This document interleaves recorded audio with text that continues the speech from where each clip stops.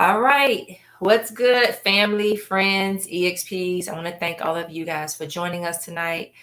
We are continuing the conversation, Good Cop versus Bad Cop, Part 2. And we're going to be discussing how can we move forward with regards to law enforcement and a nation as a whole. So T is going to be joining us tonight for his expertise. And then we have another special guest, Ed Figueroa, who was compelled after watching the first discussion to come on and shed light and give his perspective as a former law enforcement officer with 15 years. He also did a tour in Iraq and he's worked with the FBI as well. So he has a great dynamic that is extremely important. And I think it's something we need to touch on, we need to talk about and shed light during this conversation. So as always, guys, we are going to respect our speakers. We're going to respect each other's each other's opinions. If you have questions, if you have comments, please go ahead and drop them in the comment section and we'll make sure we get to them tonight.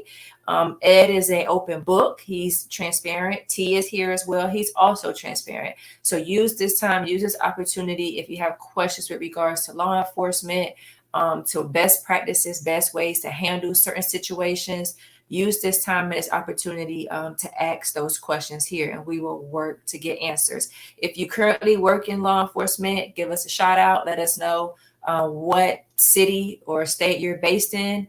But nonetheless, we are going to go ahead and start talking and get to it with regards to good cop versus bad cop. So without further ado, I'm going to bring my special guest in, Ed Figueroa, and he's going to introduce himself and give you guys a little bit, a little story or bio about his experience. Hey, Jay. Hey, everyone. Nice to meet you all. And Jay, thank you for having me on. I appreciate this. I'd like to speak to everyone and explain, my thoughts on this and where I stand on all this. I've been watching a lot of TV lately, and I'm just like you said, I feel compelled to come out and share my experiences over 20 years of law enforcement.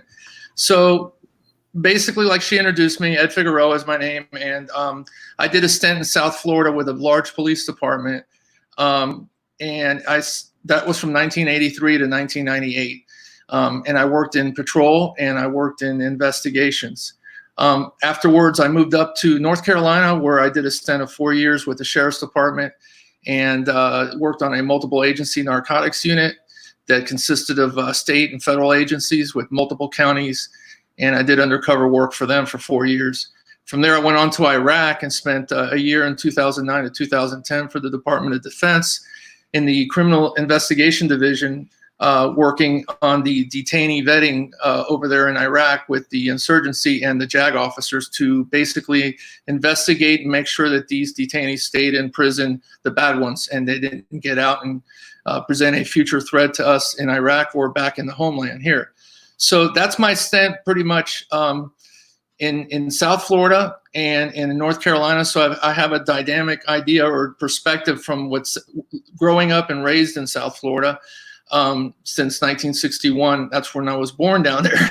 And I saw a lot of changes in Miami and got to work all the 1980 riots in Miami, from the Alvarez to the Lozano riots to the Mercado riots. And that gave me an interesting perspective on police work. And I was down there during the whole Miami River cops, the 395 shootings when they were killing tourists. So I got to see a lot of the task forces and the dynamics involved in the multicultural mixing, the different ethnic groups and how they intermix in law enforcement. My background, as you've heard, my last name is Figueroa, but I was born here in the United States and with a Hispanic family from Spain, but born in North Miami and raised where I wasn't around a lot of Hispanics, mainly white and some black folks. And so I had a different adjustment as I grew up and joined the Miami Police Department. I quite didn't fit in. I was didn't understand the Hispanic culture that well, as far as not going to Miami High or something. But even though I was raised by a Hispanic family, it was different growing up. So that's basically my bio. I did live on a boat for 4.5, 5 years with my family and got to sail all the Caribbean. And my father and my mother was a flight attendant, so my father was an airline pilot too. We went all over the world, basically, in Europe and everything. So I got to see the world, and that's one of the things I want to talk about tonight is perspective of going outside your comfort zone or your bubble and seeing the world, whether it's Iraq, Europe, France, Spain, the Caribbean, and that I think makes a different person in how you deal with the community as a whole, and it develops compassion, empathy towards people, and we'll go into that. But Jay, you tell me where you want me to go from there. We can start with the subject that you mentioned, the good cop, bad cop. Yeah, so before we go ahead and jump right into it, for those of you who didn't watch the first episode, I just want to give T an opportunity to introduce yourself and your experience in law enforcement. For myself, I was law enforcement officer for the Atlanta Police Department. I served close to 4 years on the department.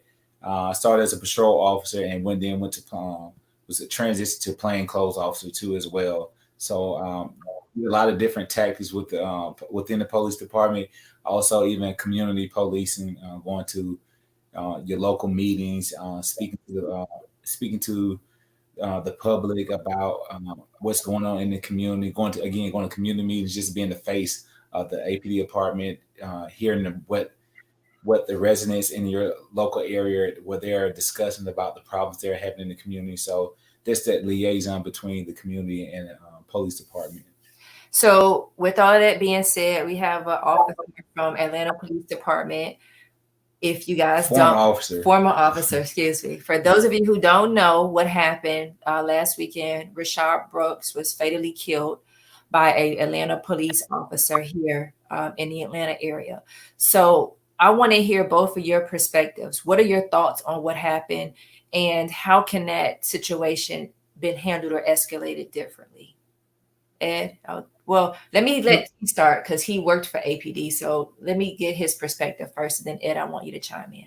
Well, my perspective on the situation it was totally incorrect how he handled the situation. As far as with the Atlanta Police Department, some are saying about the training that the training is not adequate enough. Actually, the training is adequate enough, and we do go through the procedures. That actually what occurred. We went through actually a physical training through that. What occurred when someone is running from you. So from my perspective, again, I use it called verbal judo. I would use verbal judo for it wouldn't even have escalated to the point where it would have gotten physical. Again, if you're crafty with verbal judo, that's basically just using your using language to settle a person down.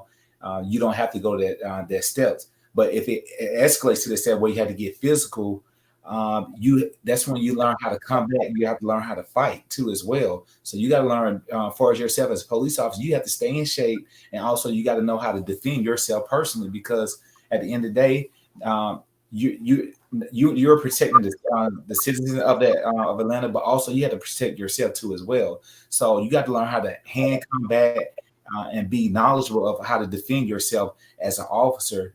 There were several things the officers did wrong during their combat that I saw wrong, but also with the taser situation, the gentleman, yes, he did have a taser in his hand, but the taser is not considered a deadly force, deadly weapon.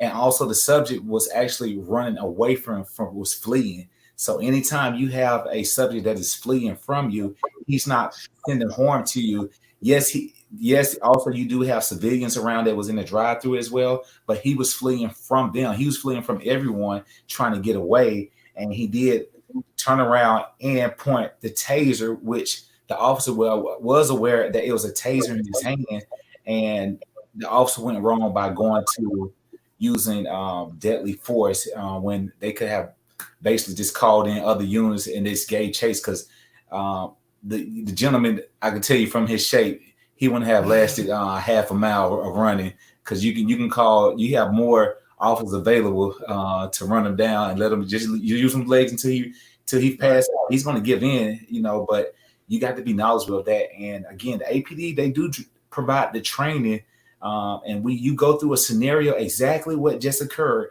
You go through a scenario and how to handle that. And unfortunately, the officer, it didn't translate with the officer I don't know how long he's been on the force, but it didn't translate him when it actually happened to him in the field. So unfortunately, another African American passed away through this officer who's failed to recognize his actions in the field and the ramification that comes with this too as well.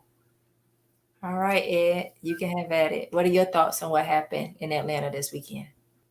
Well, I have so many thoughts on this. I've been watching this video online over and over, and I've had a lot of people call me, my family and cousins, and trying to get my feedback on this. And it's just, it's so simple. It's bizarre that it even occurred. In other words, good police training prevents that from happening. So without the stay on point, I was going to say that I don't think the policeman, that officer who had 6 years on the department, should have been there to begin with. Something was not right with him. Whether it was insecurities or something, I'm not quite sure. Something just doesn't add up. But as far as the use of force, I'm going to stay on point with this case. There was no reason for the shooting. I totally disagree with it. For the reason as follows.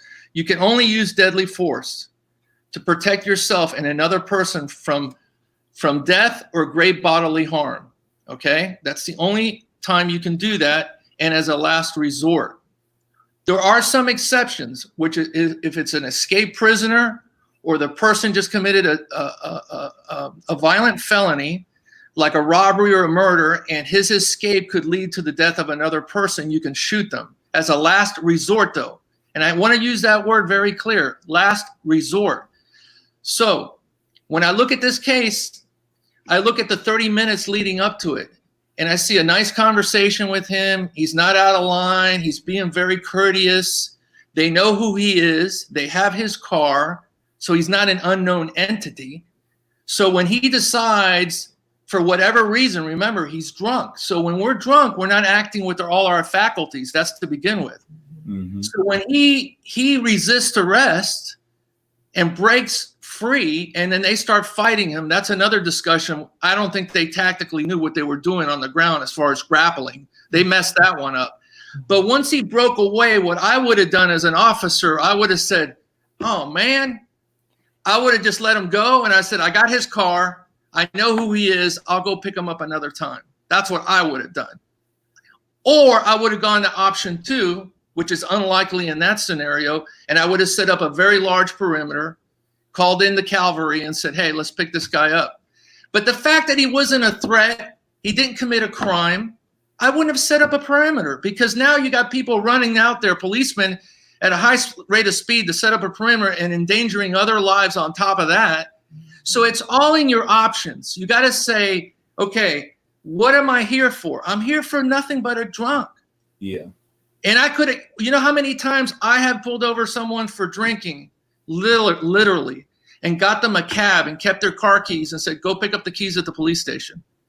Mm-hmm. That's the discretion we have as police officers, as seasoned, grounded police officers. Now, why did he do that?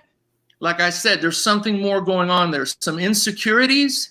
Sometimes he's trying to meet a collar quota. In our department where I work, everybody wanted to be the top cop at the end of the month and get officer of the month for the most misdemeanors and felonies, which I don't want to get off subject, but I literally witnessed policemen in South Florida when they had like a rookie cop that had maybe 6, like this one, 6, 7, 8 years on, and he shot somebody. And it was like his 3rd shooting. And they have him up in homicide waiting to be interviewed with the internal affairs and their union. And you'll see another veteran officer walk in that has maybe 10 shootings. And he'll say, how many is that for you? And he says, that's 3 for me. He goes, and they would high five one another and say, I got you beat. That's the mentality I witnessed. And I used to say, what is this about? Yeah. Is it like some competition to shoot people? Now, you may think that's crazy, but it's not, because some of these officers that shot people in South Florida, there's a rap sheet there that goes on with discourtesy towards the public. In other words, there was indicators, there was warnings, there was red flags all along that these were problem officers, and the department didn't do anything about it. And without going way off subject, these officers got promoted later on, and they went on to bigger and better things in special units, internal affairs, and special investigations. So going back to this officer, he was wrong. He didn't follow the deadly use of force policy the way it's written. He had many other options to pursue other than shooting him. I've tried honestly to find a justification for what he did, and I can't. I just can't justify it. So what would you say? Because I heard you say a lot in what you just shared and TV Sure. as well, and thank you both for sharing. But you also said something very important. You said the fact that they would high five the things that they did, and almost like it was a competition and almost a culture. It is. So let's dive into this question of culture, because in the last discussion we talked about racism within the law enforcement, but off subject, me and you talked that it was an actual culture that is embedded within law enforcement that a lot of people really don't understand or really don't grasp, that it goes deeper than just racism. Can you talk about that for a little bit, and then we'll have T chime in? Absolutely. That's the part that when I watch the news every night, it's all about racism. We've had racism for decades. But there's another layer to this onion that they're not talking about, and that is the subculture within law enforcement. That it's a culture of us versus them. It's almost like I spoke to you off, camera the other day, that it's a culture of almost like a gang mentality. We have to protect our brothers. And it's like we're the gang in blue. You got the gang in red, the Crips, the Bloods, but we're the gang in blue. And I'm going to do anything I can to protect my brother. And it goes too far. And this is the question I have for the viewers. And I would love people to come back with a response to this one. For those who are police officers, how many of you honestly know policemen that have done the right thing and called out other officers for brutality or criminal misconduct, and actually were rewarded for that conduct and promoted and later on finished out their careers? How many can you count on one hand? Yeah, I don't know of any. No. It's a career ender. Yeah. I don't want to go into me, but I experienced that firsthand. Okay. And it does not pay to do the right thing. I just heard recently on the news that there's a department in New Jersey that hit the reset button like 5 years ago. They fired the entire department from the chief on down, and they hired new officers with a new cultural mentality to it. And one of the things they instilled as part of the new program is that if a policeman witnesses another one conducting any misconduct, they will hand them up immediately. And they're rewarded for that. That's the culture we need to do, the cultural shift. So that high-fiving I saw, that's all part of that culture of protecting one another. And there was a lot of that in South Florida. There was a lot of competition among officers. It was who's going to get Officer of the Month, Officer of the Year. And that had to do with the collars. So that meant that officers would get into shootings. They would throw drugs down on people. And God forbid you spoke out about it, you're done. You're history. So you have two choices, like I told you offline. You either resign, which a lot of policemen do. They say, hey, I don't want any part of this. I'm going to go on to be a lawyer or a doctor or do something else. And there are those that say, you know what, I really like the job. I think I can make a difference. And I'm just going to kind of not be involved with these guys when they do it. I'm going to look the other way and try to avoid these bad apples, these bad cops, try to stay out of their way when they're doing things and just avoid them and hope you don't get involved with them. But it's a hard thing to do. It's a hard thing to navigate. And I was asked once by a South Florida newspaper during a lot of the corruption in South Florida. She said to me, Ed, how much corruption or dirty cops or crooked cops do you think are in this department? Do you think there's more good ones or more bad ones? And I said, I hate to tell you, but there's a lot of good ones, but there's more bad ones than good ones, I think. And this was during the 1980s and 90s. You're petrified of you know, T, that if you squeal out another officer, you're a snitch. You're done. It's part of the culture. You're finished.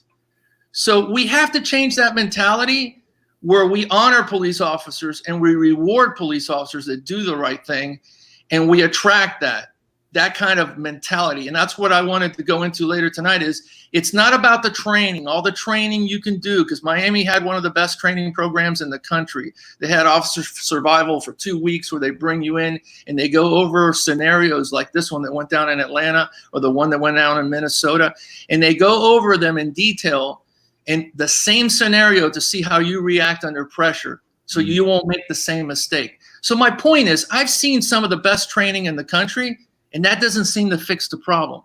The problem, I think, is in the hiring. They're not vetting the right people, the people with character, empathy, passion, just like we need to do with teachers. Do you want teachers to be just the average Joe teacher teaching your kids? No. If you want somebody protecting you, you want the best of the best out there. And once you get the best of the best, you get the best of the best teaching at the academy. That's another thing that's really messed me up in the culture. Is there's an old saying, those that can will do, and those that can't will teach. And I have found and what I've seen over the years, those that couldn't cut it on the street ended up teaching at the academy. And I'm just saying, wait a second. Yeah. What's wrong with this picture? Yeah. So that's what I got to say about that. I know I threw out a lot, but there's a lot in mind. Well, Ed, what you just hit on is right there. As far as some of the training came from officers, you asked them how many years they did on the street, and they were like, they did like 1 year on the street, and then they all of a sudden just came to the academy. You like, hold on, how can you train me on how to be an officer, and you only had 1 year of physical work in the streets making calls? That's it. So so it's the blind leading the blind. So that right there is something that needs to be changed too as well. Also, with the culture within the department, a lot of officers face that pressure, that peer pressure within the department of trying to be that officer to get recognition. I was the type of officer, like, you don't have to get recognition, because if you're doing your job and you're doing it right, the recognitions come from the community. So my recognition didn't come from my peers; it came from the community where I was working at, because they knew me as Officer Davis. When I would drive around, the community said, "Hey, Officer, how are you doing?" So, but anytime there was a problem within the community, guess what? They'll be the first one to, "Hey, Officer Davis, I need to talk to you." So that's where my the gratification, knowing that I was making a change within the community in my zone where I was working. That's where my my drive and appreciation come from. Some of the officers, like you say, they want their appreciation from their fellow peers in saying that, oh, I have a felony on this person, or I did this, or I chased this person down, and all of that and everything. I got in a physical altercation, and it was like, some of the times you don't even need to get to that physical altercation, or you don't even need to go to that type of combat, because if you're a policeman and you've been a peace officer, as it stated, you're creating peace. A peace officer, you're doing your job to the highest capability. And also with the department, again, they check you down, see how many arrests you had this week. So it's like a checks and balance of, if you're not making arrests, oh, you're not doing your job. That's not true. And that's what the department is failing at too. That's what I think the Atlanta Police Department, the whole department need to look into that too, and revamping that a lot, because that right there puts pressures on officers who come in and they expect to say, hey, you have to have this number of arrests, or you have to have this number of traffic tickets. No, if you're out there policing, you're doing your job, everything else will align with what they want. But again, they want you to meet those numbers. So that's another thing that needs to be changed within the department, is putting that pressure on officers that they have to make a certain amount of arrests. Arrests going to come because there are criminals out there all day, but it's not where you have to put pressure on someone to go out there or put false charges on someone, or plant things on the civilians. No, you're there to put, again, you're as an officer, you're there to be a peace officer, to create peace within the community. And a lot of officers don't get that. So let me ask y'all this. In Atlanta, since the shooting of Rashad Brooks occurred, over 15 police officers resigned. And when you guys heard that, what does that say to you in your mind? regarding the culture. Good for them. In other words, they were either in the wrong business and they should resign, or but if they're resigning out of protest because of what the officer did, I'm totally against that, because they shouldn't be in the profession. In other words, good riddance. In other words, we need good officers there, okay? And it's all in the quality of the human being, the quality of the individual. That's what I keep saying. And we're hiring too many officers that I think have insecurities, that when they were in school either got their lunch money taken from them and beat up, and now this is their revenge on society. I'm serious. That's true. My whole career. Now, when I was in South Florida, I was a rookie, and I had a DUI guy, a case a lot like this one. It was a Nicaraguan guy with a knife. I got called there. I was the first one on the scene. I get there, and I get out of my police car. He comes after me with the knife. I pull my gun, and I put the car between me and him. And we start playing Ring Around the Rosie around the police car. And I'm saying, drop the knife, drop the knife. And he wouldn't drop it. And I knew he was drunk. So I called for the cavalry. And I kept going around the car. And people are standing in the background saying, shoot him, shoot him. And I'm going, shoot him for what? Yeah. I mean, the guy's drunk. So finally, the cavalry gets there. He sees the cavalry arrives. He drops the knife. End of the scene. And that's how I handled that one. But let me give you another dynamic to one similar, another drunk. I'm at 3 o'clock in the morning working patrol, and I pull over a black female. She was a flight attendant. It was during the beginning of Desert Shield in Iraq. She had flown some of the troops over there, and she had left the bar. She was having a hard time dealing with the whole war thing and the troops, and she drank too much, and I pulled her over. I realized she was under the influence of alcohol. And she told me her story of what happened. She took the troops over there. She was crying. And I said, I'll tell you what I'm going to do. I'm going to get you a taxi, and I'm going to take these car keys, and you can pick them up at the police station. But before I could do that, my sergeant arrives with 3 other officers. And he orders me to do a field sobriety test and to arrest her. And what were the other officers there for? To get on the back of the arrest report. You know why? It was a big thing they did in South Florida. It's called collars for dollars. That means every officer who goes to court as a witness gets paid time and a half. That's a different subject. But what I'm trying to show you is that was wrong. And I had the discretion to get her a taxi, but I was overruled. But I got even on that. When it came to court, I talked to the attorney, her private attorney, and he said, look, this was wrong. And I said, don't worry, I'll take care of it. And I took a vacation during her hearing, and they got dismissed. But my point is, there's this eagerness in law enforcement to make these collars either for money or for stats. Yeah. And we need to get rid of that mentality. We're serving the community. And the day I see officers being promoted for doing the right thing, that will be the day that I know we've had this shift. Yeah. And I can't tell you how many police officers are out there probably that have either quit the profession or have been pushed out of it because they couldn't fight this culture of that's just it's just the silent code, what they call the code of silence. And they make movies about it all the time, and some people think it's all Hollywood. No, it's true. There is a code.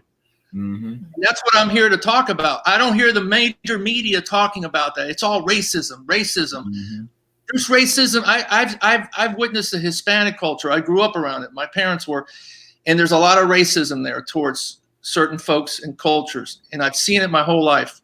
But I thought once I entered police work that would kind of like dissipate. You know what I mean? It was like, we're professionals. But I saw it within the police department too. And it angered me. And how you navigate that determines your future in the department. And you got to make choices. So what's your take on the officers resigning?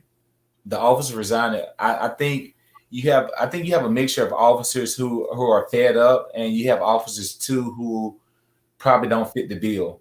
So you probably have a mixture too, but a lot of it too is probably because I know it's a generational shift right now with the Atlanta Police Department. So you have several officers who are in the retirement pool. So you probably have a majority of them who decided they was done with it, because At this point now with the Atlanta Police Department and what's going on, you probably on the 24/7 call. So a lot of the retired guys who on the borderline of retiring or staying, they probably have to say this is enough. This time for me to exit right now. So you probably have that too as well. But I appreciate the officers who decided to step away, who don't fit the bill, who say, all right, this is not for me because I see myself making that same mistake. I appreciate them stepping down.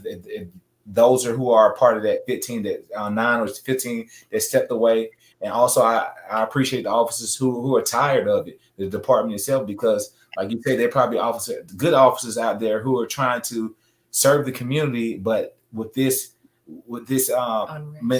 mentality within the department of what you should be and how you should act as an officer, and been doing the silent code, they're probably tired of it and they just say, I'm leaving the department. So I appreciate those officers who took the route of leaving too as well. So do you think that riding salt and pepper, a black cop and a white cop, or a Hispanic cop and a black cop, or a Hispanic cop and a white cop, do you think that'll help? Absolutely. That are going on?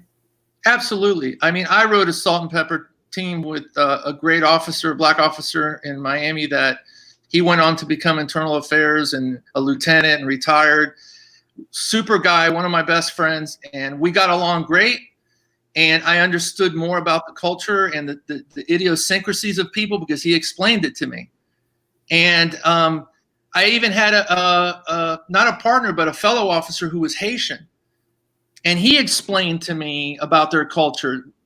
And absolutely, the answer to your question is that the department needs to represent equally what the population is. In other words, if the population is 40% black, it needs to have 40% officers that are on the street as black officers. And salt and pepper does make a difference. To give you a quick example, very quick, in the 1980s when the Haitians were coming over to South Florida by boat, I remember we used to chase a lot of drug dealers that would run from us because they had guns or drugs on them in patrol.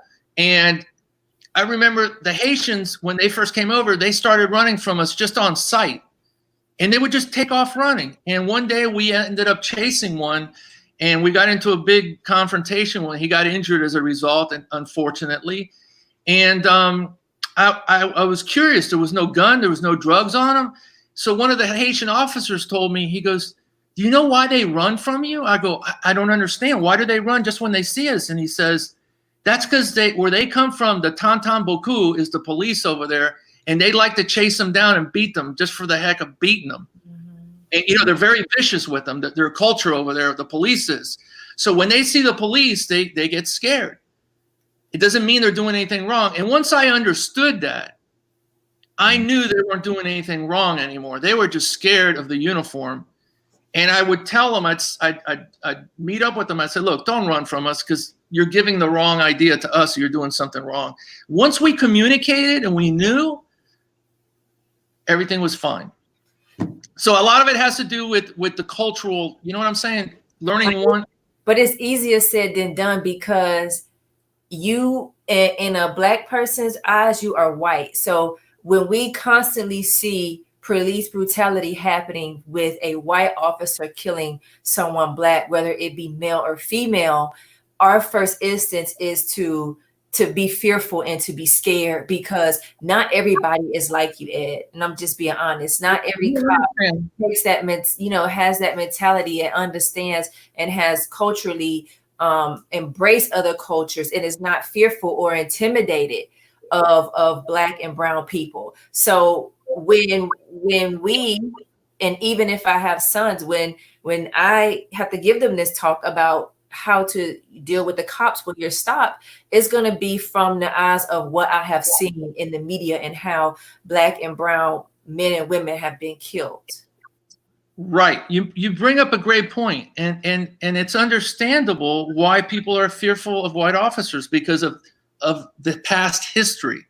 Yeah. But I, growing up in the late 60s and 70s in South Florida, fortunately, my experience with the police was good. In other words, I had 3 altercations with them. One was traffic, one was something else, and they all turned out great. They were very respectful of me. They treated me very And that's what actually lured me. I said, wow, these guys are very professional. They could have jammed me up, in other words, for a ticket or whatever, and they didn't. They taught me a lesson, in other words. They communicated with me, and they said, if I write you a ticket, you're just going to probably do it again or rip it up, and your parents are going to pay for it. They basically just talked to me like adults, and I listened to them, and I was very conscientious that, wow, these guys are, that's something I like to do one day. But I wanted to say something about that too, is that going back to the kid with his lunch money taken from him, I was no angel in high school. You know, I had my fights, but I was an anti-bullier. In other words, I didn't like people who bullied other people. So that's part of my upbringing. And I had been in my share of fights, physical fights. So therefore, what I'm trying to say, this is an important point. When I got into law enforcement, I wasn't afraid to go on the ground and grapple with somebody if I had to. You follow what I'm getting at? And I knew if I got I can't tell you, several times in Miami, I got my face punched by offenders, literally, boom, boom, boom, and they broke loose from me. And I just shook it off and said, whoa, I'll get him some other day. You know, I think today their first instinct is pull the gun and shoot. Mm-hmm. And that's the thing we need to get away from. There's some kind of insecurity going on, some kind of there needs to be a reset, Jay. There has to be a reset where we push the button, we hire quality officers, and we put the most senior officers that have proven through history in the department to have no complaints, to be gentlemen, people of character, integrity, compassion, empathy, and put them at the police academy and start them teaching the new recruits. And you know what? I'll take those recruits in and I'll tell them the way it is. And you need to find out right away in the beginning if they're cut for the job or not. If they're not cut for the job, you need to get out of here. You know, if you can't take a punch, if you can't, you know what I mean? If you can't take the abuse and the language. I was just watching a video in Miami. I think I sent you, Jay, that there was a field force and they're arguing with the crowd. And I thought the crowd was out of control and I was giving favor to the police. And all of a sudden I see the young officers commit what I thought was a mistake. They started cussing the crowd, saying, F you. If you touch me, I'm going to F you this. I'm going, oh, they just lost it. You can't de-escalate from that. Once you do that, you're at the same level. Now it's a mob fight. And that's what I saw in that video. And I said, well, and I saw no senior officers among them trying to control the situation. What I saw was, I go, what has happened to law enforcement? What has happened to the senior guys? What have we just given up? And it's a culture thing now that can't. Are we beyond the point of no return? I don't know. I don't have the answer. I just don't see senior officers there. I don't see the quality that I once saw. Yeah. And T, just talk from the strength of what I asked Ed, because you are a Black man and you may have had experiences where you stopped a Black male, female, or even a white person, and they may or may not have had intimidation or have been scared. So how do you handle that? And even now with you not working as an officer anymore and being stopped by the police, how do you handle those situations? Well, no, well, as far as myself pulling over you were saying I'm trying to see what question you were trying to because I asked Ed, it's easy for him to say that he because he is a white person that he wanted to be a cop and he had a great experience with officers, but as Black and brown people, every time we see officers, we are scared, we are intimidated. It's like we think that this may be our last time to live, because from what we've seen, we've been fatally shot and killed. So how do you as a former officer tackle that? And then even somebody now, when you get put over by the police? Well, from what I experienced about as prior to being an officer, what I experienced about with the police, I never really had a bad experience with the officer, similar to what Ed stated too as well on his end. And I was partially raised in Atlanta and I was partially raised in Smyrna. So Atlanta being predominantly African-American neighborhood and Smyrna being a diverse neighborhood. And in Smyrna, it was more Caucasian white officers. But my experience with both departments, they weren't bad. They were good experience.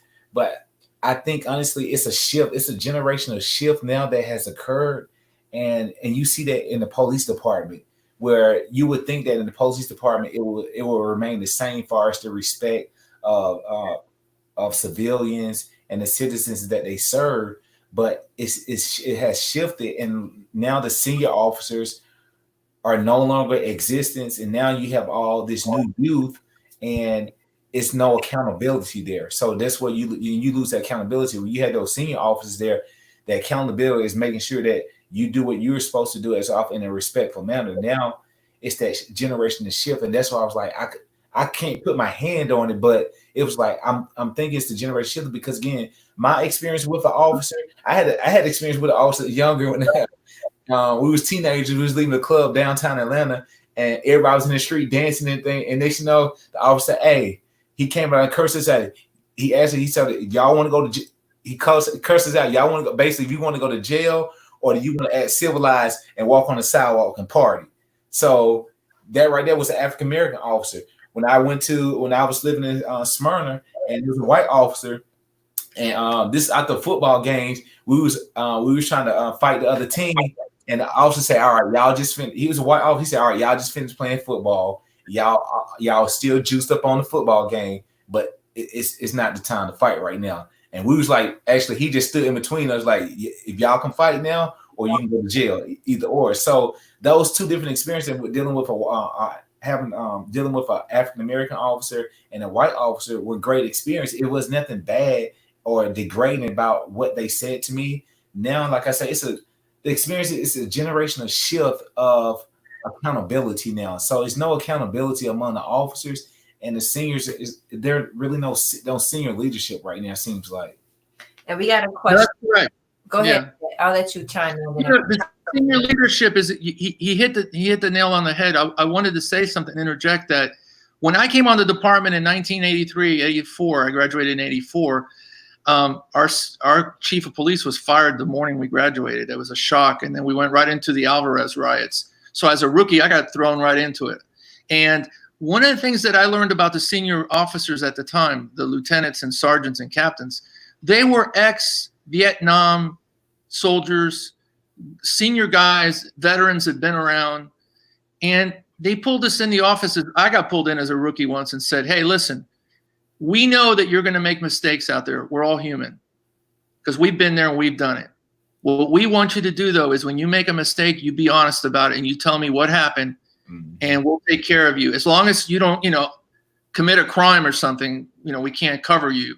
But as long as it's just an operational thing, as long as you tell us the truth, you're good to go." They instilled in us that telling the truth meant everything. And then suddenly these senior officers started retiring. Yep. And one of them told me one day, I'll never forget, "Hey, we're not going to be around much longer. You're on your own." I go, "What do you mean?" He says, "There's a whole new breed coming through the ranks, and good luck." Yep. And that's when I realized I was in for a ride, and I got caught up in that cultural shift, and that's what I wanted to say. If you start fighting your morals, in other words, the right thing to do, it doesn't mean anything to these people. It's about that cultural thing. That's more important. The brotherhood, their mentality. And that's one thing I wanted to say earlier that I heard a lawyer say on TV the other night that is so true. Even though you may be correct in shooting someone under the law, it does not mean it's morally correct. In other words, that's something you got to have in your heart, whether you can live with it.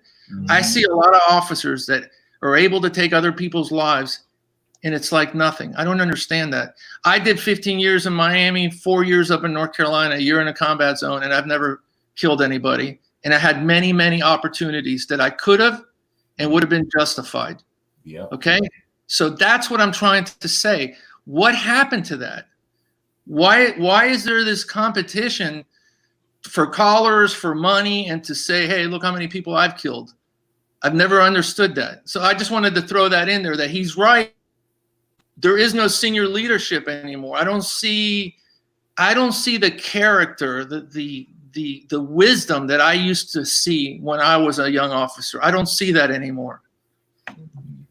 So someone asked, If cop culture is so counterproductive to being a good cop without fear or retribution, what can actually be done to change this?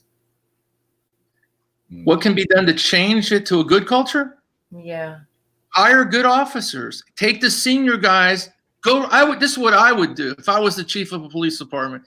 I would automatically, immediately go down everybody's internal affairs and everybody who has multiple police citizens complaints for abusive language. That's usually a red flag. Yep. Abusive treatment. Mm-hmm. Right away, I say, hey, put them on a desk. Get them off the street right away. Let's find out what's going on with them. I would start cleaning house immediately and hiring quality people with more of the social worker background, psychology background that we need. A lot of police officers are undertrained to go to a lot of these calls. They have to have more what they call multicultural training. There has to be more training, but I keep going back to the selection process. It's the individuals we need to choose. Just like a scout goes out and looks for a great baseball player or football player to put on an NFL team, we need to do the same thing as police departments. We need to seek out these individuals that are genuine people, that they are like the stars of their community, even in the Black community. This guy does a lot of community service. He loves the community. Everybody loves him. Let's pay that individual enough money to support his family, and let's put him through the training. And how much you want to bet he's going to be a great officer? Because you know what? If it's in his heart and he started out as a community person and he loves his community, there's no difference. Once you give him the power of the badge, he's going to change for the worse. I don't believe that. I think the power of the badge brings out what's already bad in people that was already there. They just hid it during the selection process. They hid it from the psychological they do the strengths. They hid it in the polygraph. I think it's a selection issue. So that's what needs to be done. A reset of police departments and hiring quality people, just like you would want teachers teaching your kids. Yeah, and that's true. What you stated too as well. Their moral standards too as well. So doing the selection, because I see that right now, in policing, there's a police shortage. So with the Atlanta Police Department, with the police shortage, there's not enough filtering with these offers and with the officers they're bringing in and checking their background. They're just sending them on through without filtering, having the right individuals there to interview them and investigate them. But because there's a shortage, it's a high demand that they need officers on the street. It's like anybody and everybody come on through, and that's the wrong mindset of a lot of departments, that they have to take the time and investigate these individuals. Maybe if it take a longer period for them to be hired on. If it take a year of an investigation, all right, let the process go through a year. Don't shortcut it to 3 months or 4 months, because anybody can act cordial for 3 or 4 months and get through the interviewing process and all the investigation process and the training. Then when they hit the streets, they're back to who they are originally. So the vetting needs to be a minimum of a year. They need to do more strict on the vetting, so you can get quality officers who want to work within the community, and you understand their moral values. The reason also, when I became an officer too as well, you have a choice. You have a list when you leave the training academy that asks you which zones you want to work, because I wanted to work within the zone that I grew up in, to help that community, help the kids in there, to protect them. My goal was for the kids. That was my thing, for the kids in the zone that I grew up in, because I understand as a child that's the first interaction they will have with an officer. So I wanted to be the best interaction they had, because I had a great interaction too as well. So I'm passing the baton of a good officer to them and knowing how to interact with them. So a lot with the mentality of the police officers never haters. My mentality was, no, I'm going to serve the community that I grew up in, so they can understand and have a relation with someone who's been there where they're at, and understand that no, not every officer is a hater or seems to be to come to arrest you. And once I had that communication with the community I served, with the young men that grew up in the community, I saw the crime in apartments, the fighting, everything just started to decrease, and also I had a lot less calls in my zone. So my zone was under control, that now I can do more police community or helping someone that's in their zone. But that was my purpose, was to serve the community. And you got to make sure that you're vetting people who are willing to serve the community with more standards, and they have to do the vetting process. The vetting process need to be longer than just 3 or 4 months because they're a shortage. Well, you know how they do a vetting process. Basically, when you're running for office as a politician, if you're not well known in your community, you're not going to make it in political office because nobody knows. Unknown entity, right? Well, maybe police officers need to be people from the community that the community already knows them to be morally of high standard, and say, hey, we want to elect these 5 individuals to be policemen because since we've known them in our community, they've been outstanding citizens of good character, of compassion. That's what I'm trying to say. They exist. This thing about there's not enough policemen, I think because the system is so broken. Think about it. If you're somebody of moral conduct, of good character, would you want to go into something that's so broken that's just going to destroy your life and destroy your career? I mean, why would you want to get into a profession that's so broken and upside down? Mm-hmm. So my point is, I keep going back to the reset. We have to do the reset, and then we have to hire the quality people and reward them for doing the right thing. Once we do that and we create that shift, and then the good cops run the departments and the bad cops will be once again afraid of the good cops. What I've seen for too long is too many good cops afraid of bad cops. Mm-hmm. That's the inside cultural part of the onion layer that the mass media is missing altogether.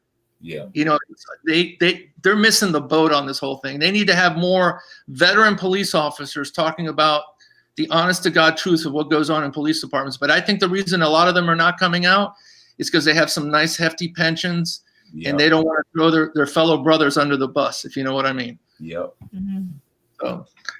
So, and I have a question that we're going to end with, but Ed, I want to talk a little bit about your experience with regards to being working one tour, serving one tour in Iraq. Thank you for your service. What did you see from that perspective, going from being in law enforcement, working on the streets, both in Miami and in North Carolina, to making that shift to doing one tour in Iraq with regards to culture and just racism as a whole? Well, that's a good question. When I was already living in North Carolina and had already done my stint in a small police sheriff's department up here in North Carolina, which before I go into Iraq has no representation of the community as a whole. In other words, we have a black community, but there's not one black officer on the department or one Hispanic. I was the only one on there because I spoke Spanish. I was able to do the undercover work. So once I left the sheriff's office, I went on to Iraq in 2009. And what I noticed over there, I was embedded with the 1st Cavalry, the Army. I was a contractor. I wasn't actually a soldier, but I wore their uniform, carried the weapon, and it was under a contract for the Criminal Investigation Division, the CID division. And it was to investigate the insurgency over there. So I worked at division headquarters in Iraq, Camp Liberty, where all the top brass worked. And I saw among the young soldiers that there was some racism. I saw it.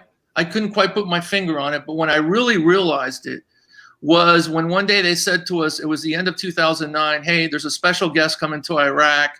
He's going to go over to the palace. He's going to be speaking. And if you want to go, you need to get in your car and head over to the palace. And I thought it was just going to be another movie star or somebody, because there was a lot of people from Hollywood who would come over there to help the morale of officers and country singers. So I thought it was going to be another one of those. And I don't know what made me do it. I got in my truck and went over there, and about an hour before he arrived, they told us who it was, and it was President Obama. And I said, I'm definitely going. And I got to meet him, shake his hand in the crowd as he walked the crowd. And what I found out was there was quite a few of my supervisors that didn't want to go. It was the politics, or I don't know if it was they just said, I want nothing to do with that man.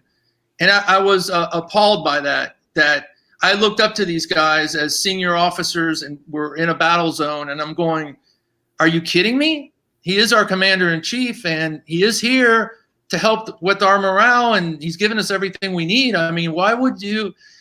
That to me was very disappointing for me. It broke my heart, sort of. And that's when I realized, boy, this is not just at Miami. This goes on everywhere.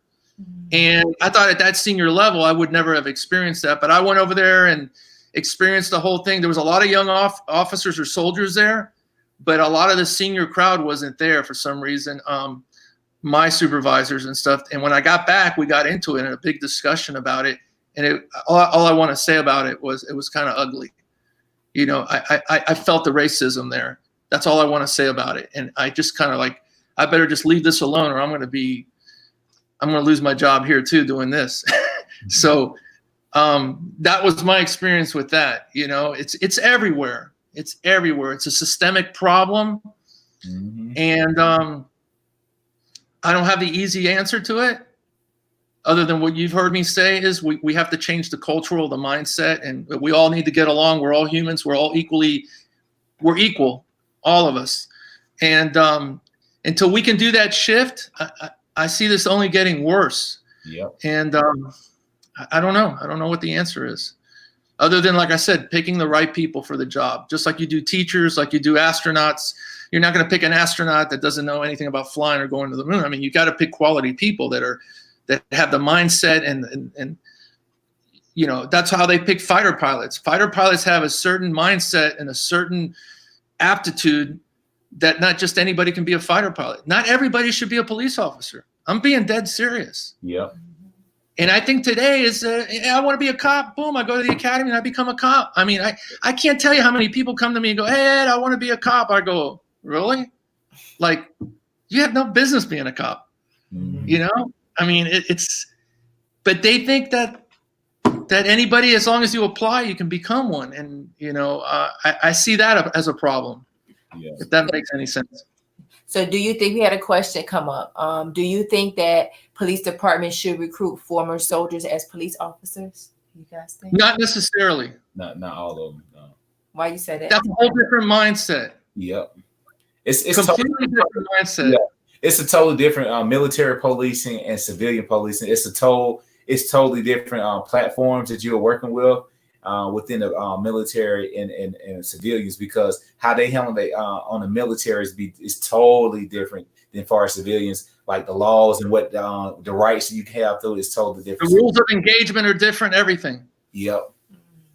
You know, you're trained as a soldier to the rules of engagement are totally different. I don't want to say you're trained to kill, but you're trained to be more offensive than defensive. You're not trained with like what you've said before about verbal judo. There's none of that. It's okay.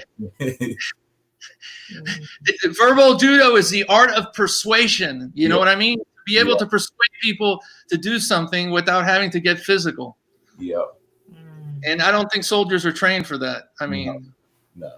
So all the gun knowledge, all of the experience working in Iraq or working on tour would not prepare them for life as a law enforcement officer. No. I mean, that could be a start if they're a good person and they're a quality individual. Yeah, the mechanics of operating a gun is like operating being a welder. In other words, it's just a tool. A gun is nothing but a tool. Yep.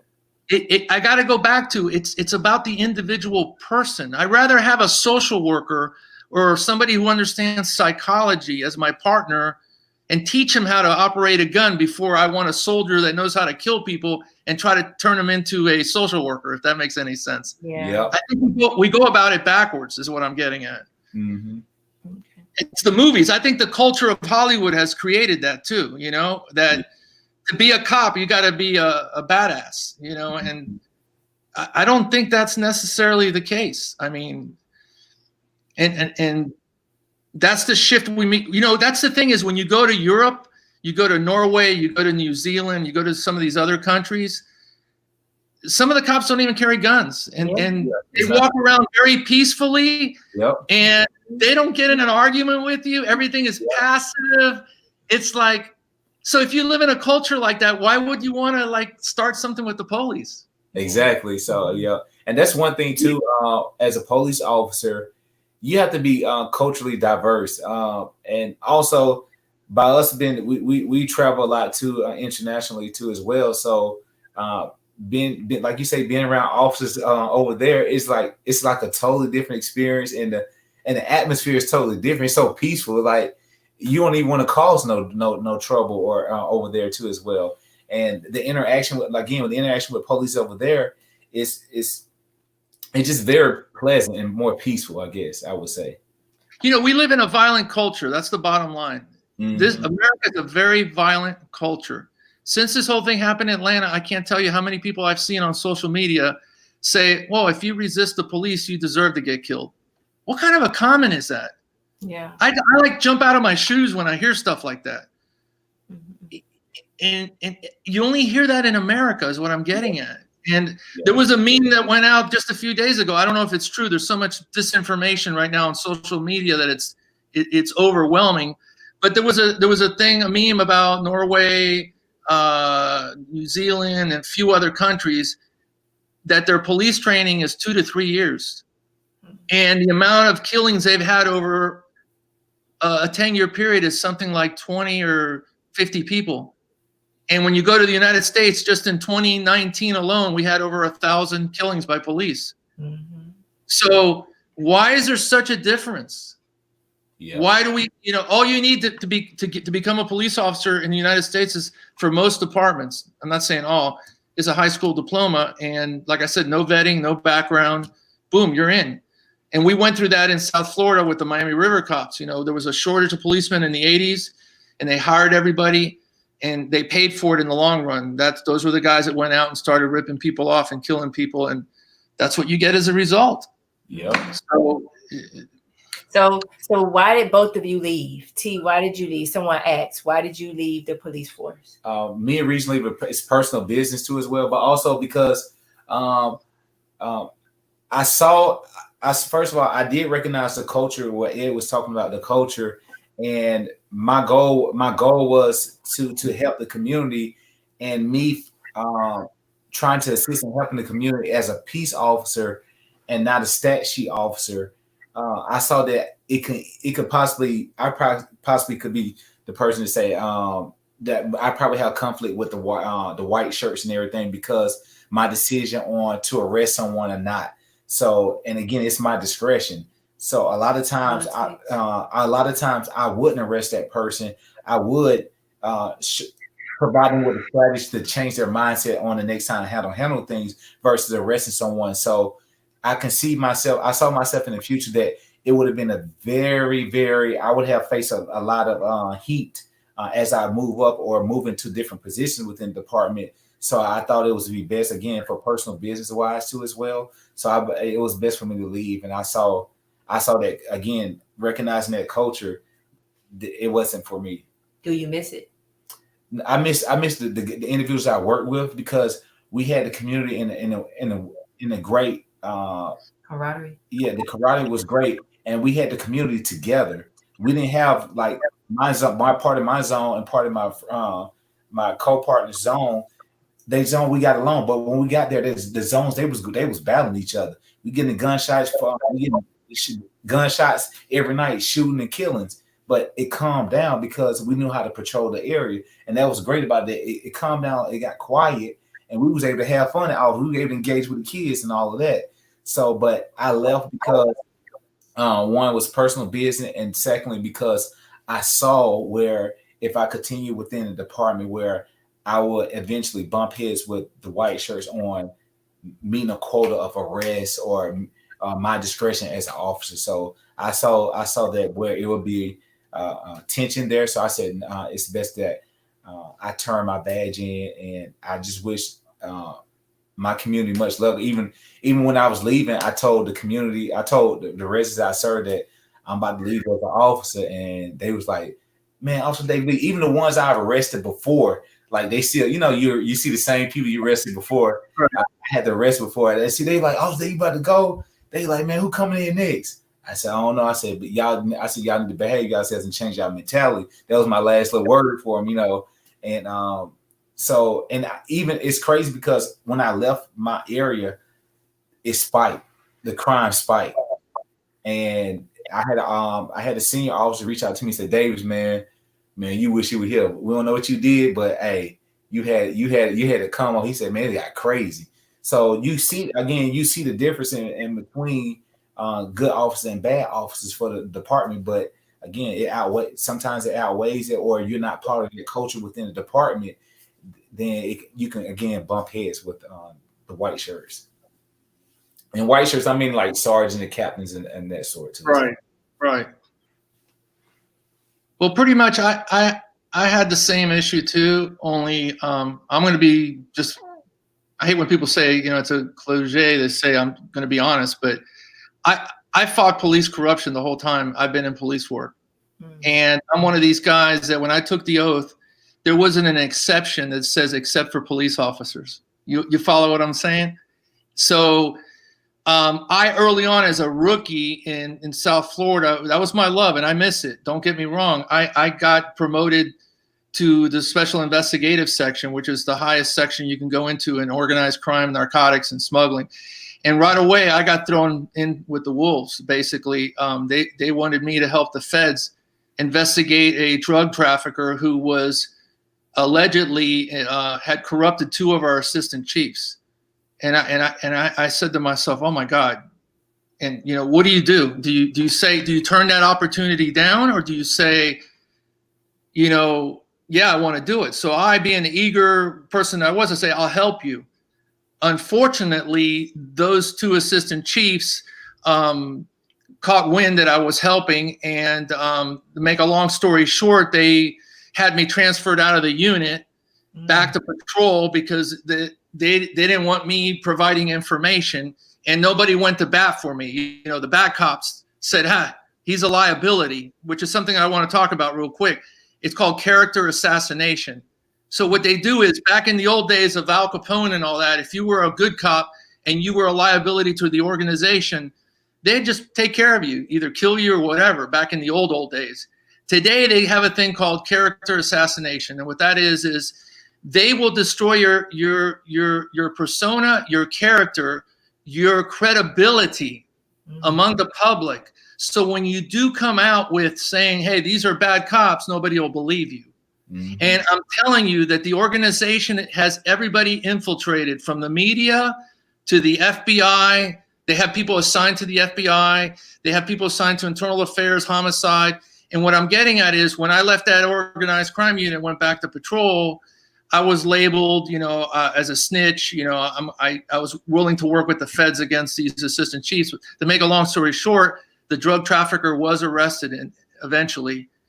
And I told an attorney, I said, hey, do you think once they arrest him, I'll come out of this? And what happened was, they arrested him, and the 2 assistant chiefs were asked to testify in federal court as witnesses because they didn't have enough evidence to indict them. So they wanted them as witnesses. And they both took the 5th Amendment. You know what that is? Yeah. Not to self-incriminate. And this is the irony of it. They went on to keeping their careers and their retirement, and nothing ever happened to them. Well, while I got thrown back in patrol with bad days off because I was willing to go up against the powers to be. And that wasn't the end of it. I continued to fight the powers to be all through my career there, to the point where I finally had one final battle with these people, and I won. I was ultimately vindicated of the character assassination. And then some of my fellow policemen told me, if you stick around, they're going to plant drugs on you. They're going to do something. It's time to move on. And that's when I built my house up north. And I said, I'm out of here. I want to raise a family. And I moved on. But I'm telling you, the love was still there. And once I left, I joined North Carolina Sheriff's Office, because I left on good terms. I had, that's why I was able to go through the standards again in North Carolina. But guess what? When I got up here, I found the same corruption among some of the high ranking, and ran into the same problem again. Yeah. And it comes to that point. And that's why I keep saying from the beginning of this interview, if any cop out there, veteran cop, says that what I'm saying is not true, they're flat out lying. There is a culture out there that they don't want good cops ratting out the bad cops. And they will do the character assassination on the good ones, where the good ones will regret ever even speaking up against the bad ones. So that's what led to my departure from South Florida prematurely, because if I would have hung out 5 more years, which I could have, I would have had a full retirement, which I don't today. I took my pension money and built my house. I took a different path in my life, which ultimately it was the best decision, because it was an investment in my children, and they grew up free of all, the stuff I would have gone through, and I don't regret that. Yeah. But I saw it, like I said, I saw it again in North Carolina, and I said, wow, this is not just unique to South Florida. This culture of police cover-up and corruption is everywhere. So the answer to your question, that's why I left law enforcement. And I always left on good terms, or I wouldn't have been hired by the Department of Defense and all that. I have no criminal background. It was just, I always had conflict with the senior brass, what you call the white shirts, of not doing the right thing. And I would call them out. I'm one of those people that, like I said, the oath doesn't say you're exempt from police misconduct. And that's a no-no in law enforcement. You just don't do that. And that's why I keep saying it. Once we have that cultural shift where people like myself will be rewarded for that behavior, you're never going to see the shift. You're going to see bad behavior being rewarded. And I can tell you right now, there are officers from South Florida that have a rap sheet so long for police shootings that were not good shootings, and they have led to their retirement. They're retired today, or they're close to retirement, and they're laughing. They're just untouchable. And it shocks me, There are solutions to this, Jay. We talked about it the other day. Body cams, 24-hour body cams when you're out dealing with the public. And that's one of the things we saw with the shooting of Rashad Brooks. He had a body cam. It fell. And then after they shot him, they went and got gloves, picked up the shell cases, and tried to cover up a lot of evidence. Right. So it's like I hear you, and body cams, I guess, in some instances help, but even in the instance of George Floyd, like people were there actually filming it, and he did not let up. What needs to happen is these body cams. Listen, we can put people on the moon, okay? We have the technology to do this, trust me. They can do a body cam that the minute the officer checks into duty, it's recording audio and video the whole time. And at the end of his shift, he takes that chip or whatever, that body cam memory, and sticks it in, and that gets uploaded to a national database where there's a separate group of people independent of that department that review those altercations. In other words, you can't have, the fox guarding the hen house. Does that make sense? And that's what you hear in a lot of these instances, is that you hear, oh, the camera wasn't working, it wasn't turned on. Do you think that's all by accident? Yeah. No. That's intentional. And I've heard that my whole career. Oh, that video got misplaced. The records, they destroyed them.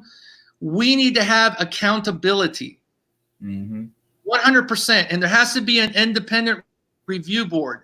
That's happened in the past. I remember in my career, and they did away with them.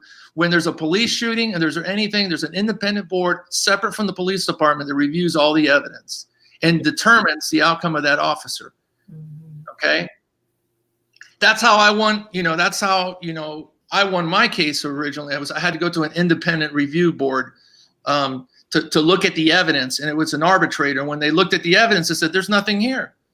Why did they even do this to you? So you can't let the police the police. I guess that's what I'm trying to say. Yeah.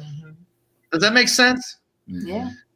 That's correct what you were saying as far as that footage, and have an outside investigation too as well, a third party to take a look at it. But also I think with accountability with the laws too as well, it has to be where the law has to be strict, just as civilians, for civilians, it has to be strict for officers. I feel honestly right now, if an officer takes the life of an individual and they are found to be criminally far as a murder, I think they should be there should be automatic death penalty.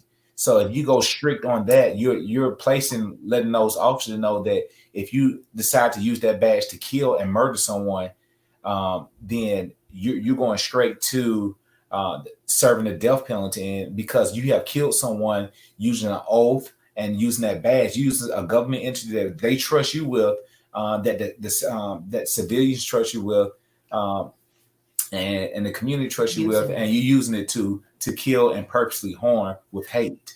So I think if you kill and you murder, you should get automatically death penalty. That's at this point is you would think lenient, but right now with how the culture is now, it has to be something that strong to catch these attention of officers who are there to seek to do injustice to for the community. So there's one other thing to that. The justice part you're talking about during the Lozano Alvarez riots that I witnessed, that was a Hispanic officer shooting a black person, right? And it led to a riot. What I witnessed during that career was that these officers, through their unions, were able to hire the best lawyers money can buy. Mm-hmm. You know what that means, right? Yep. That means unequal justice. That means they're able to find technicalities within the procedure of how the case was handled to find ways to suppress evidence, to basically that when the jury comes out, they don't get to see everything. Yep. Yeah. What's the end result? They get acquitted time after time after time. Now you tell me, do you think that the average person on the street who shoots somebody in self-defense, they get that kind of attorney? Nope. So that even when it gets to the justice system, there's no equality is what I'm getting at. Yep. So it's everywhere. It's everywhere. Yeah. So it's like you say, a reset on society as a whole and everything. Yeah. And it comes down to what? To the moral part of it. The thing is, it's systemic. These policemen, a lot of them retire, and guess where they go on? They go on, some of them to become lawyers, some of them to become judges. Yep. And let me tell you something. I was watching social media where we've had police chiefs. In fact, one was in Miami who called me out as a bad person. I don't want to say what he said about me. And he's the one who did the wrong thing and stole money from a program for children of doing the right thing. He embezzled money, went to prison for it, federal prison.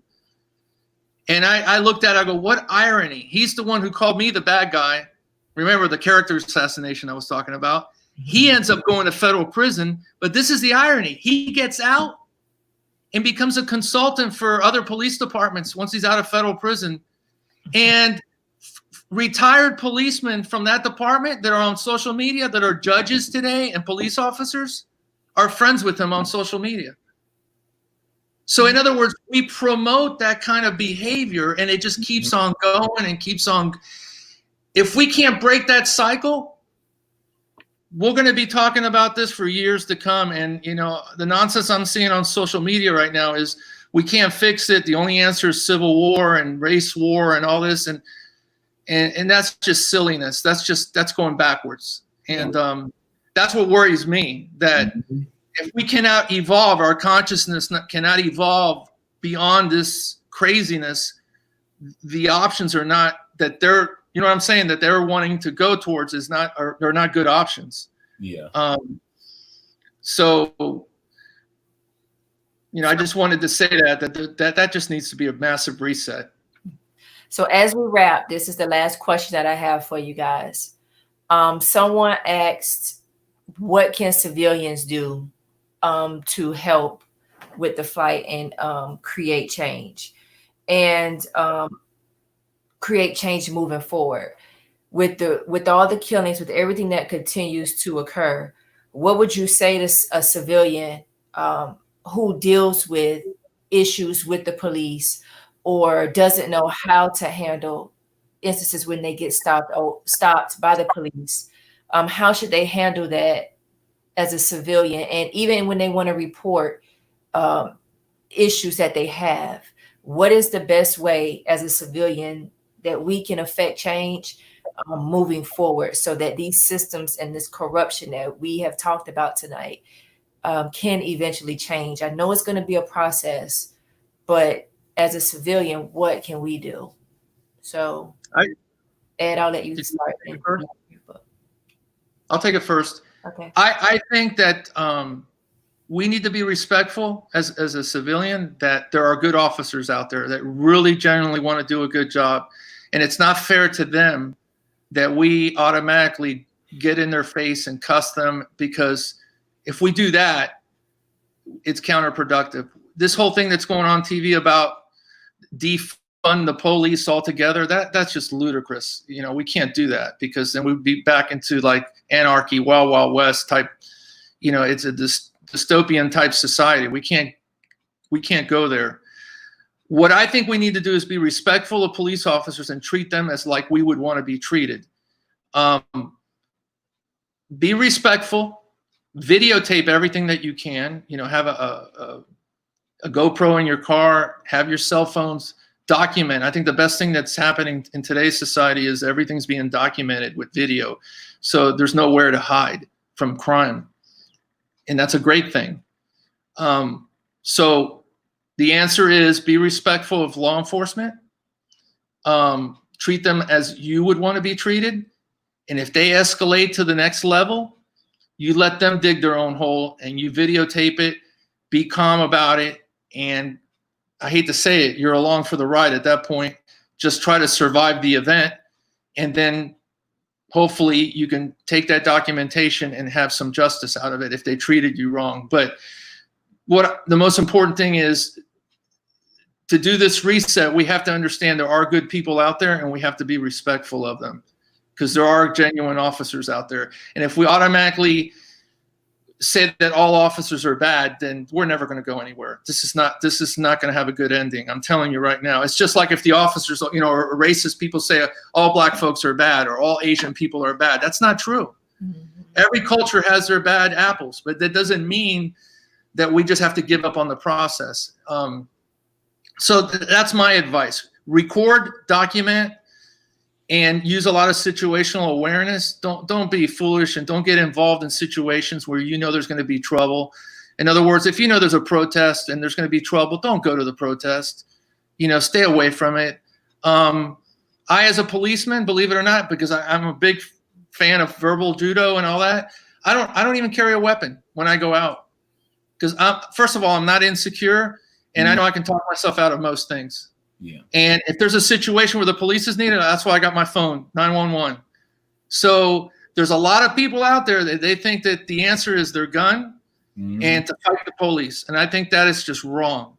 So that's my advice to the community, is be patient. This is going to be difficult from this point forward, but we're all in it together as Americans, not as left, not as right, not as Republican. I don't see this Democrat, Republican. I look at this as Americans, and we have to fix this, because right now the rest of the world's looking at us and probably laughing, or just, I wouldn't say laughing. They're probably sad. They're probably saying this is supposed to be, the ultimate country that does everything the right way. And they're making fools out of themselves. Yeah. So, and I think this is going to have repercussions across the world, believe it or not, because we have been the role model for the rest of the world. And we're not doing very well. We're getting an F. Yeah. Yeah. T. As far as interaction with officers, one way I would suggest is one thing I always suggest is be respectful. But I mean, when I say being respectful, it's just when you do you do have interaction with officers, just be respectful. Be courteous. Yes or no. Yes sir. No sir. Yes ma'am. Yes ma'am. Yes no. Yes ma'am. Excuse me. Yes ma'am.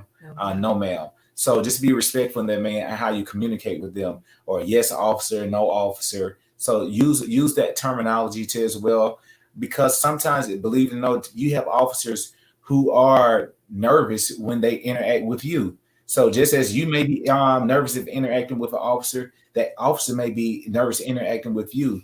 So the goal for you, to me, is to try to keep the officer calm and not be. A lot of officers are guarded. They are so guarded and on their toes and heels when they interact with you. Again, some officers are like that. Myself, I'm conscious of what's my surroundings and everything and what can possibly happen, but I'm not so, I guess, antsy or nervous when I interact with you, because I know that you may be if I show that, or you may be intimidated by that. I mean, excuse me, you're nervous, so you may be intimidated by me too as well. So I just make sure that both of us we take down our guards. So as far as again, going back to what Jay said, just being respectful to the officer. Just if the officer is coming off aggressive towards you, you remain calm. Again, another way Ed said, record. If you have any type of recording device, I suggest you record. If you have a phone, a camera in your car, record that interaction with that officer. But the goal is now, honestly, right now, is to survive a simple traffic stop interaction with an officer now. So your survival is basically what you're trying to do. Survive currently right now in the state of what we're in is survive that interaction with an officer. And if it becomes where it's aggressive, the officer's aggressive, the goal is to get you out there safely, and you take the evidence that you have or the recorded information that you have of that officer, and you present it to an organ. To me, I would suggest first present it to, don't go directly to the police department, internal affairs, present it to an outside source. If even you had the video, take it to the news, take it to the news department, take it to a organization that's against how officer, that has a neutral stand in between civilians and officers, and let them get on it too as well. Because a lot of times, sometimes, like you say, you take it to internal affairs and you have someone who just will cover it up. They'll cover it up and not have that officer investigated. So take it to a third party and let them be the judge, or let them exploit the officer's wrongs. And that way, they will put pressure on the police department and internal affairs to do their due justice on that officer. If it comes to that if that interaction with the officer resulted in you doing that too as well. But being respectful to the officer and just remaining calm. Do whatever the officer asks you to do. You do it, and you do it in a respectful manner. And any direction that officer gives you, you go ahead and you do as you're told. The goal is right now is to survive the interaction. If it's that type of interaction where you have an aggressive officer. And one thing you did mention last time on the last discussion was you could call while you're there, call and ask for a supervisor. Yeah. So yeah, if you feel that the officer is being aggressive, ask for a supervisor. Say, I don't feel comfortable right now in the state I am. Can you have a supervisor also to come out? In the books in Atlanta, with the Atlanta police and the Georgia State books, if a civilian asks for a supervisor, they have to come out to the scene. So I would suggest, even if you feel uncomfortable with that officer and how they're handling you, can you have a supervisor to come out? And that would, it's better that maybe that officer have a better judgment on things of that sort to help settle things down. But make a call too as well. Ask for a second officer to come out, or a senior officer to come out, or sergeant. Ed, anything you want to add to that before we wrap up? You couldn't have said it any better. De-escalate the situation. You have a responsibility just as much as the officer to not escalate the situation. Surviving the event is everything right now. Mm-hmm. Right now, everybody's on edge. Mm-hmm. I guarantee you most policemen are on edge right now. The minute they pull somebody over, particularly if it's a white on black or black on, they're probably saying, oh my God, is this going to be an incident? Yeah. Am I going to make the 6 o'clock news? So he's right. You have to use some mental verbal judo and survive the incident, be polite, treat them as you, because hopefully they're recording you too with their body cam. And I think we're going to come out of this if we can do the master reset. That's going to be the key in the police reform that they're all talking about on the news. It's going to have to be the accountability, the hiring, and the independent investigation of police injustice, brutality. You have to have an independent jury that looks at, you cannot have the fox policing the hen house. It's impossible. I'm telling you right now, you can't do it. New York tried it, Miami tried it, it doesn't work. Doesn't work. So you have to have an independent body, and he couldn't have said it any better. Survive the event. And let's all get through this, and I hope we can have a conversation 3 to 5 years from now and say, hey, yeah, they did the master reset and we're all doing good. And I would love that more than anything, because you know why? It's my kids and your kids are going to have to grow up in this world, and exactly, and they're going to have to get along. You know, I'm 59. I don't got much. I'm not saying I don't have much time left, but you know, I can't do police work like I used to, and I wish I could do it. But you know, it's for our kids. We have to do this for our future generations, is what I'm getting at. You 59, like a spring chicken, Ed. But Right. I'm broken. no, you look good for 59. But as we conclude, I want to thank all of you for joining. I want to thank everyone for taking the time to comment, for bringing your questions. We got through all the questions tonight.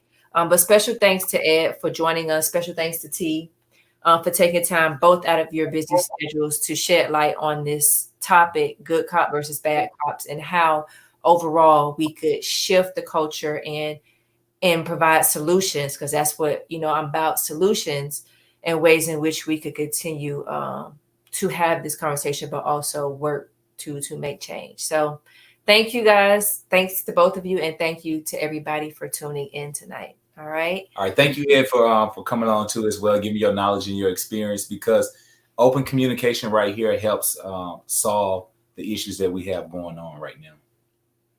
T, thank you so much too for being on and representing the Atlanta Police Department. And like I said, it was a pleasure. I wish I could have worked with you. You sound like you would have been a great person to be in the squad car with. Yeah. All right, guys. Thank you guys for joining us. Everyone be safe and have a great night. All right. Thank you. God bless. Bye. You too.